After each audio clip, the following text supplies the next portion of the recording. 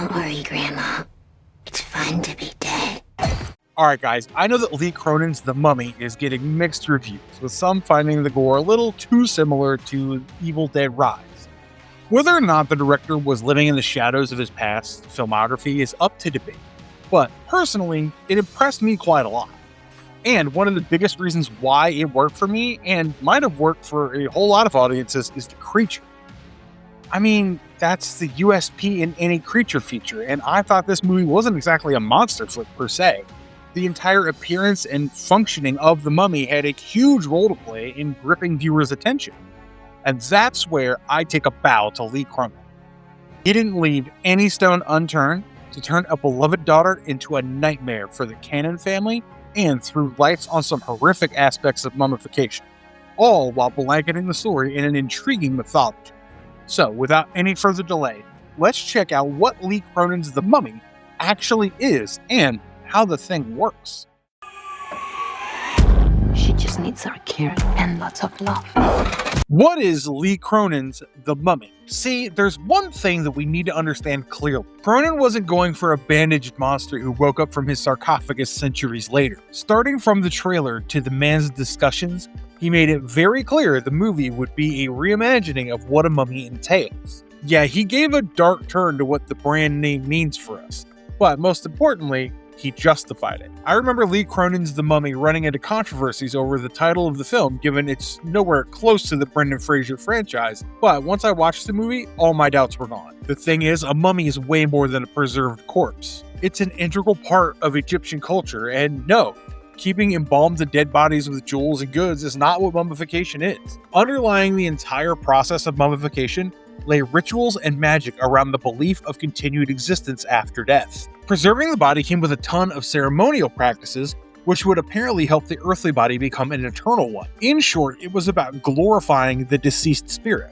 The Egyptian Book of the Dead highlights various spells that were painted or inscribed in the tomb to restore the soul of the deceased. Cronin tapped right into these magical aspects of mummification and the belief in an afterlife. In the movie, the woman who is referred to as the magician used elaborate techniques to keep a soul in a world beyond human comprehension, but with a little tweak. The soul in question is that of a demon, and the mummification is a process which keeps said demon trapped in a realm outside of our own. See, Lee Cronin's mummy is basically a vessel whose physical body is used to forcefully contain the spirit of an entity and render it dead. There's no glorification of the dead here. Rather, it's seen as an essential magical practice to temporarily disarm an evil spirit and send it to the afterlife. Cronin has said in an interview with Entertainment Weekly, "The film is about mummification for a different purpose.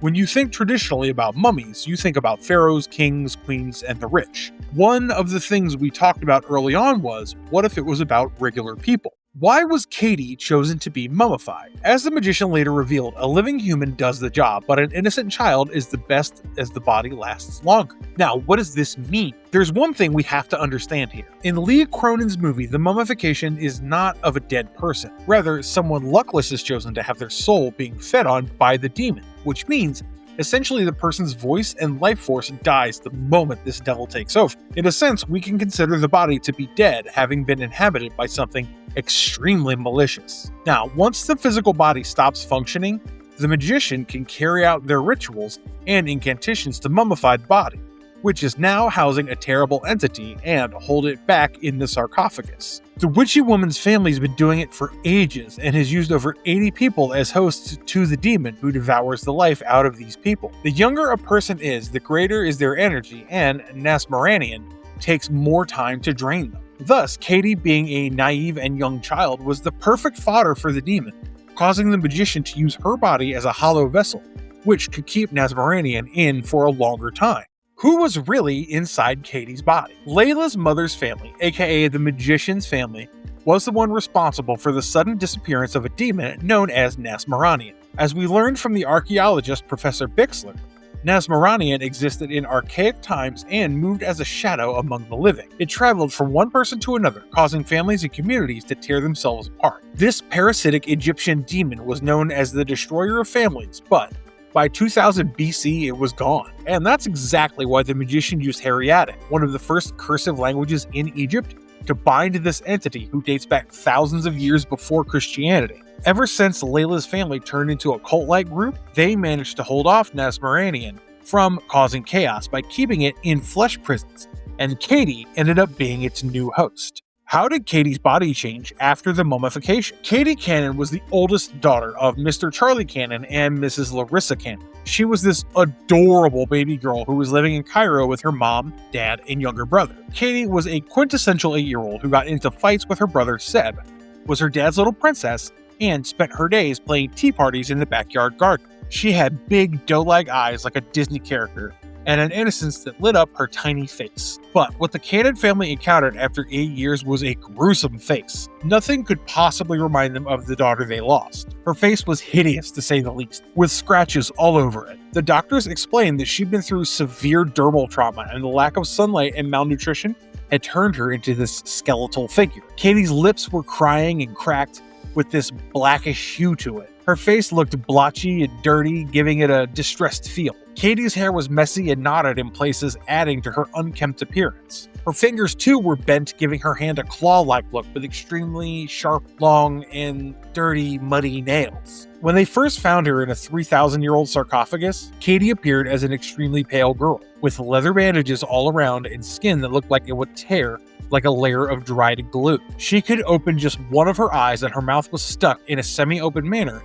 as she was mummified while trying to gasp for breath. Once they started opening her bandages, the girl started having a fit. The brightness of her face was traded for a blank, unnerving expression when she sat on the hospital bed. There was no light left in her eyes, and Katie stared into the void, and the doctor warned her parents that she was still in a catatonic state. Katie could no longer walk or speak. All she could do was growl, screech, and behave erratically at times. Jack Rayner has shared in an interview with Sci-Fi how difficult it was for Natalie Grace to get into the look. For her, it was 7 hours every single day to get into that prosthetic makeup. And she did that and then came to the set and shot a full day every single day. Her physicality in the role is so impressive, and it was so demanding of her that it really is so commendable, the performance that she put in. What did a scarab have to do with Katie being mummified? Well, talking to Scott Campbell, Cronin said, and what if there was mummification for a different reason? And I was able to find that gap and create my own lore. He continued, as a kid, I was big into Egyptology, and I still maintain that interest. But I just wanted to find a different route, though. And he did it perfect. Cronin took all the traditional ideas and flipped it, including the scarab. And trust me, this is where it gets really interesting. If you dig a little into Egyptian lore, a scarab is the symbol of the rising sun god Khepri and symbolizes rebirth and the cycle of life. And Cronin just reversed it. In the movie we see with Nasmaranian, it's a twisted version of that very idea of rebirth, because this demon doesn't come back to life in a natural or spiritual sense.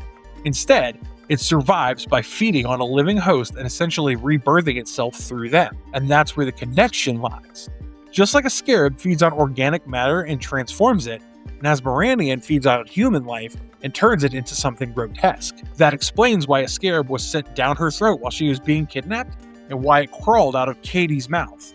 It was all signs of a corrupted transformation. How did Katie's possession manifest? Oh boy, it manifested in the most horrific way possible, and Cronin delivered his promise of giving us a really scary mummy.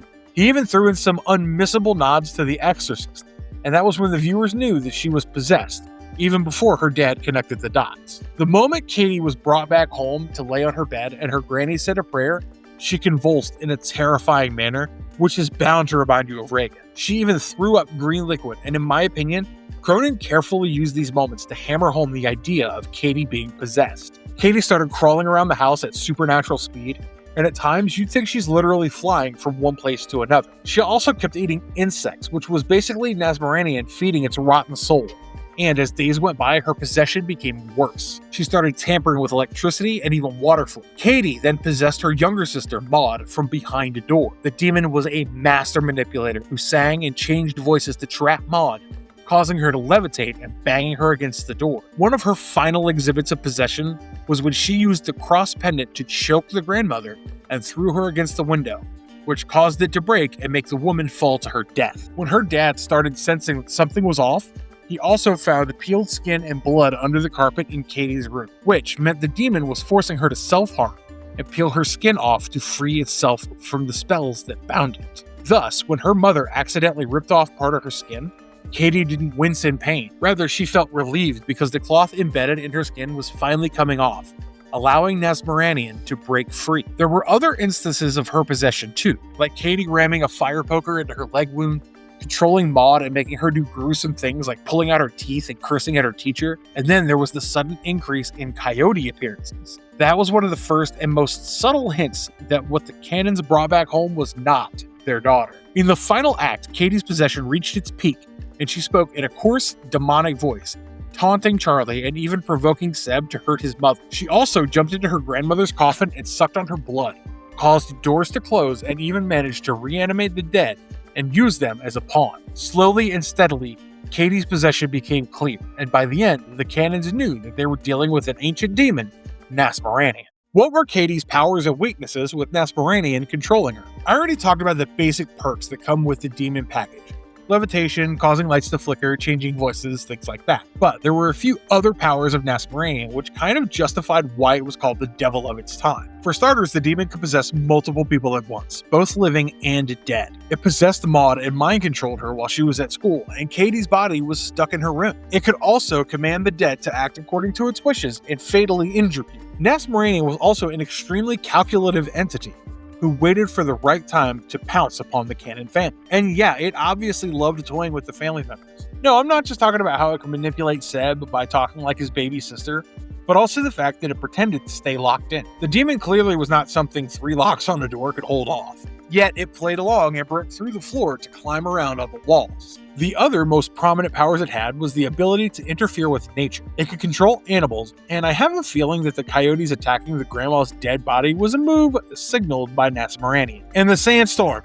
Holy crap. The demon was so goddamn powerful it could cause a severe sandstorm inside the house of the Cannon family, while doing other simple demonic activities like causing a wheelchair to move on its own. Honestly, Nasmaranian is one of the scariest creatures I've encountered in a movie in a long time. But of course, it has certain weaknesses. There's a particular chant used to make him leave someone's body, and Nasmaranian cannot withstand that. However, it does need another host to move into, so basically, there's no complete vanishment of this demon, only temporary restraint. Now, once in a body, the ceremonial inscriptions wrapped around the vessel and kept in the particular sarcophagus made of basalt does prevent the demon from breaking free and attacking people. Another weakness which caught my eye is the willpower of the trapped soul. It's true for most possessions, actually. There's always a fragment of the person's spirit trying to emerge from within, and a part of their actual consciousness seeking for help. Katie and her father's unconditional love gave her the courage to send a message using Morse code through her teeth. And I think since Nasmaranian is the destroyer of families,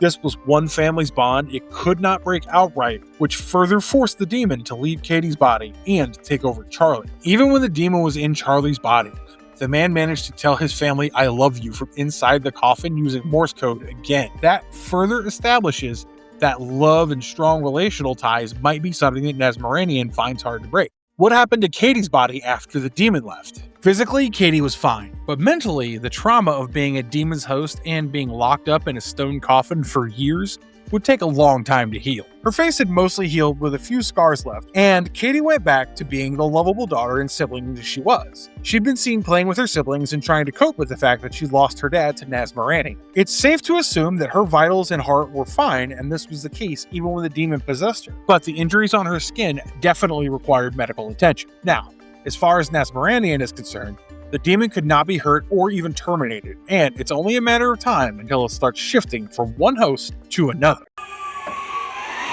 She just needs our care and lots of love. Alright guys, that's all for today. I'm pretty much convinced that Lee Cronin is going to expand the lore on Nasmaranian, and the movie did a pretty decent job at hinting at room for a potential sequel. But as for Katie, the poor little girl's entire childhood and biology was used as bait, which changed her life forever. Let us know your thoughts about Katie's possessed body in the comments below, and if you liked this video, don't forget to like, share, subscribe, and ring that bell icon. I'll see you in the next one, but don't you forget to stay marvelous.